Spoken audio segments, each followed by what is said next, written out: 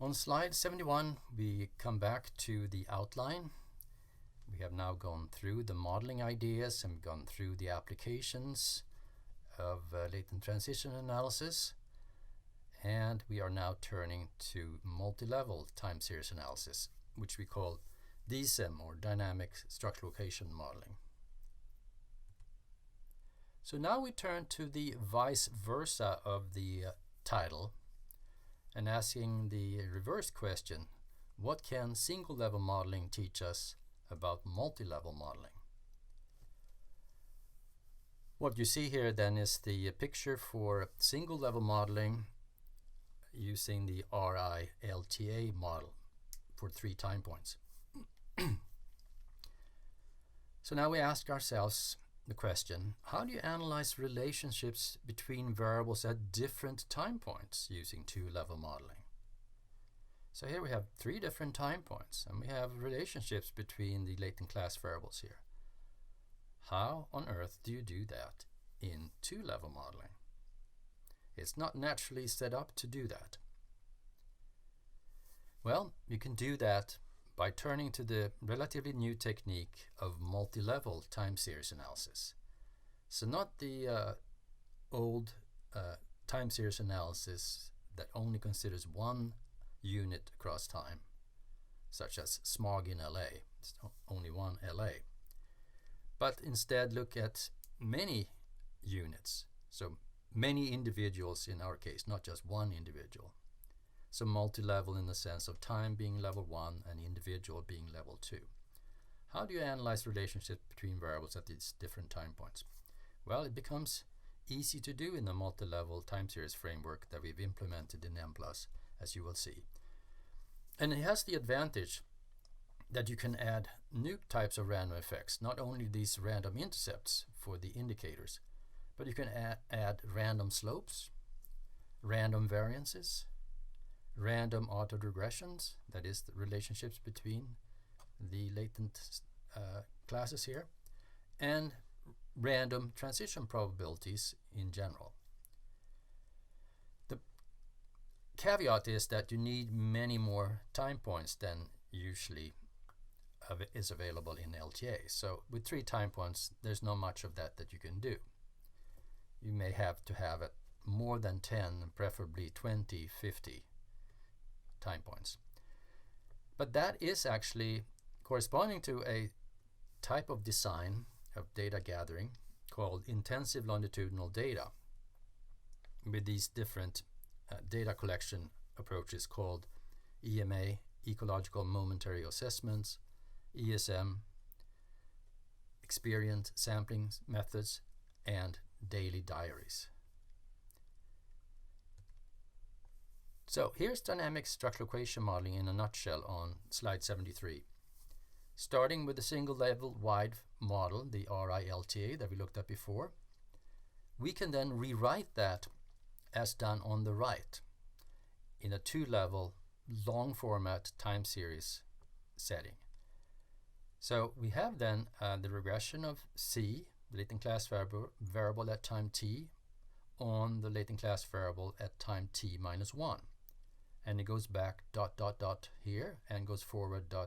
here.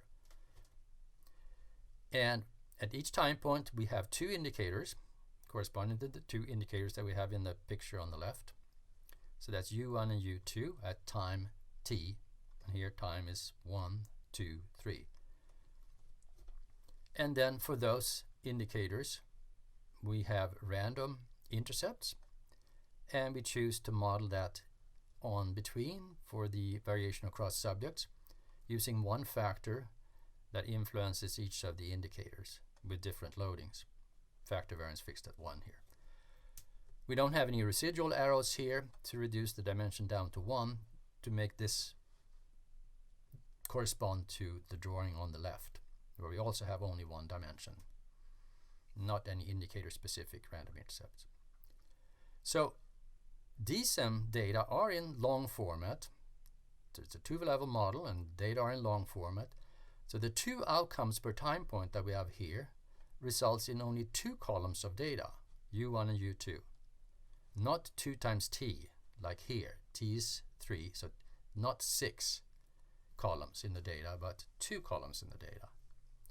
So how do you specify the relationships between variables across time? This relationship here. Well, you specify that by using a lag notation. C on C with lag 1. That says exactly the same as the figure. So that general language makes it very convenient to work with 2-level models for time series data where you allow for relationships between variables at different time points. Turning to the factor analysis setting, so corresponding to longitudinal factor analysis, we have what's called dynamic factor analysis then, a special case of dynamic structural equation modeling.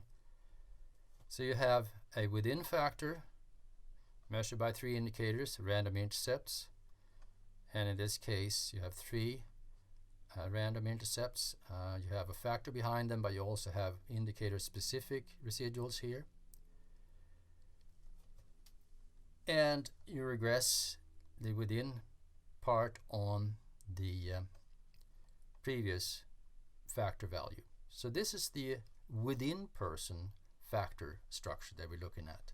You know, that corresponds to Cattell's P technique, where he does an analysis for one individual at a time, in this case for 3 variables with the number of observations equal to the number of time points. Here we have added a second random effect, namely the autoregressive coefficient phi has a filled circle which becomes an open circle, a continuous latent variable on the between level. That's correlated with the factor on the between level. And again, as usual, we can regress these factors on predictors, and they can also predict other variables, distal outcomes on the between level. An example of this is an example that Timur Asparov and I have used in several of our papers on our website. It has to do with effective instability in EMA data. And it's in this article from 2008 in Psychomethods by Yang, Wood, Trull.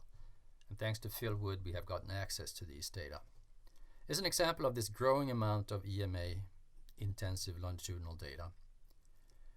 N is only equal to 84, where 46 outpatients meeting borderline personality disorder and some meeting major, you know what I mean. Each individual is measured several times a day for 4 weeks, so it gives a total of 100 assessments. So even though we have only N equals 84, we have T equals 100. And the authors hypothesize a single mood factor for each individual, which is measured by 21 self-rated continuous items.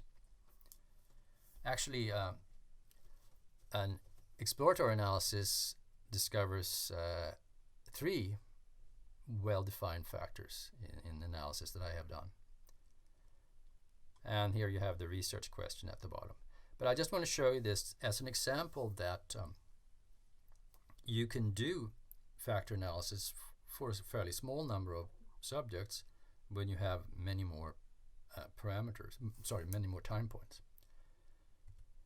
So turning to slide 76 then, the 2-level analysis allows for random effects varying across subjects.